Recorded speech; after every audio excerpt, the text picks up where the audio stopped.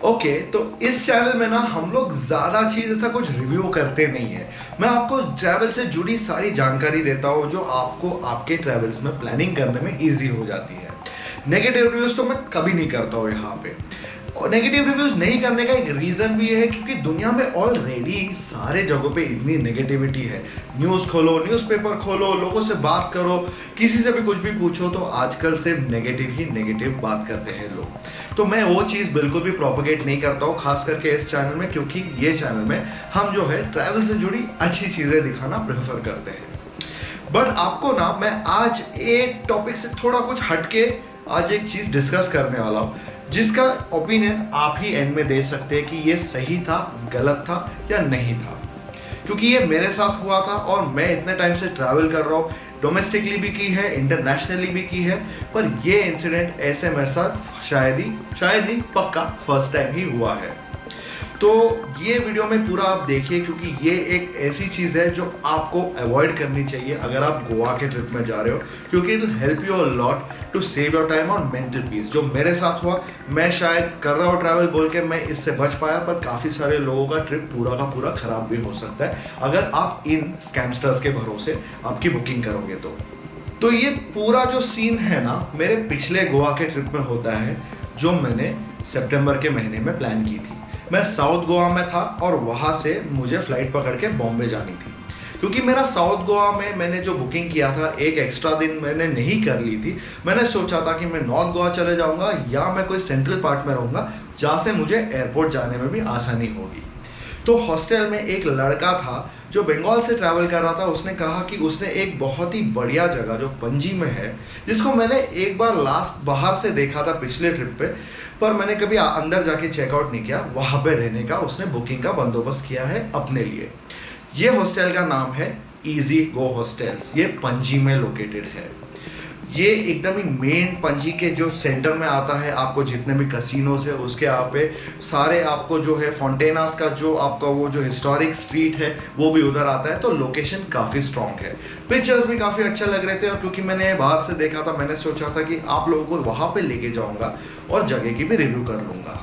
Also video में ना deep dive करने के पहले मैं आपको ईजी हॉस्टल की गूगल रिव्यूज़ दिखाना चाहता हूँ। 5 स्टार रिव्यूज़ भी हैं इनके पास, पर यूजुअली ना 5 स्टार रिव्यूज़ ऐसे प्रॉपर्टीज़ में ना कोई उनका दोस्त भी लिख सकता है। काफ़ी सारे लोग हैं जो फेक रिव्यूज़ लिखते हैं। 1 स्टार रिव्यू सिर्फ जेन्युइनली अपसेट कस्टमर ही लिखता है।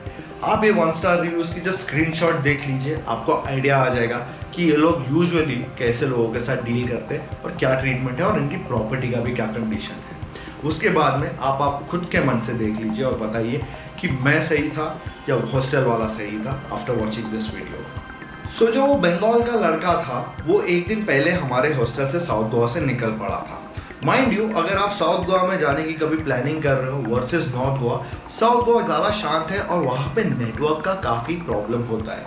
तो ये चीज़ आपको, मैं ये जो पूरी स्टोरी नरेट कर रहा हूँ उसमें आपको ध्यान रखना है इसके बारे में। सो जो लड़का था वो चला गया था और पणजी पहुँच गया था। उसको मैंने कहा था कि भाई इवनिंग में जब तू पहुँचेगा मुझे कॉल करके बता देना कि वहाँ पे रूम्स की अवेलेबिलिटी है कि नहीं, और अगर होगी तो बुकिंग कर लेना मेरे लिए, और पैसे चाहिए तो दे देना, मैं तुझे पैसे भी ट्रांसफ़र करके दे दूंगा। सो लड़का पहुंचा शाम को और उसने मुझे 9:30-10 बजे के आसपास नाइट में कॉल किया चेक इन करने के बाद, और उसने कहा हाँ विवेक वहाँ पे रूम्स अवेलेबल है और हमें 2 रूम्स चाहिए थे। तो उसने बोला ठीक है हो जाएगा। मैंने फर्स्ट थिंग उसको पूछा कि भाई प्राइस कितना है बता दे। तो उसने जो हॉस्टल का रिसेप्शन वाला था उससे बात की और हॉस्टल के रिसेप्शन वाले ने 900 बोला। मैंने बोला कि भाई 900 थोड़ा हॉस्टल के लिए ज़्यादा लग रहा है यार, 1800 रुपये में तो अच्छा रूम आ जाता है। तो हॉस्टल वाले ने कहा कि ये हमारा रेट है, अगर आपको इससे सस्ता चाहिए तो आप जाके booking.com से बुकिंग कर लीजिए। मैंने सोचा भाई अगर आपको सामने कोई बोल रहा है कि अगर आप 750 में booking.com में, जहाँ पे आपको कमीशन कट होने वाला है, उसके बदले में आपको डायरेक्ट पेमेंट अभी का अभी दे रहा हूँ, तो आपको 750 में रूम दोगे तो आपको ज़्यादा प्रॉफिटेबल डील है कि नहीं। बट शायद आई वॉज रॉन्ग, मुझे बिजनेस करने आता नहीं होगा इनकी तरह, सो आई लेट इट बी। तो इनकी बात मानने पे मैं booking.com पे गया और वहाँ से मैंने बुकिंग करना शुरू किया।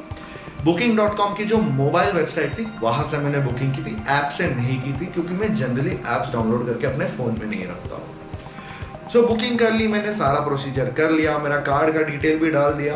पैसे नहीं कटे बट बुकिंग हो गई। एट दिस पॉइंट 10:30 बजे थे रात के और मुझे खाना भी खाने जाना था, तो मैंने जल्दी जल्दी में जो बुकिंग था किया आगे, और मैंने सोचा कि कोई ना कोई कंफर्मेशन आ जाएगा या मुझे शायद वहाँ पे चेक इन करने के बाद ही मेरे कार्ड में से पैसा कटेगा। मैं चला गया, एक ईमेल आई कंफर्मेशन की booking.com से कि बुकिंग हो चुकी है और पेमेंट प्रॉपर्टी हैंडल करती है।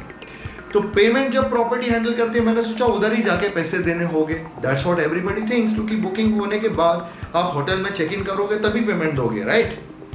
सो मैं निकला। अगला दिन मैं सुबह सुबह मेरा दिन शुरू किया।